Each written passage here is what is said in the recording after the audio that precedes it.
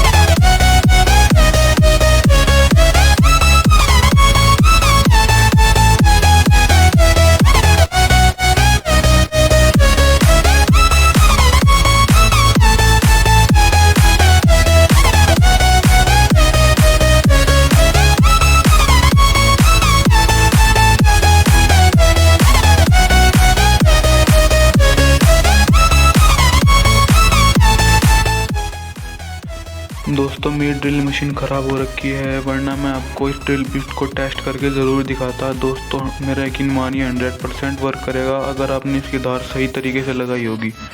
तो दोस्तों हमारे चैनल को सब्सक्राइब कीजिएगा और बेल आइकन को भी प्रेस कर दीजिएगा।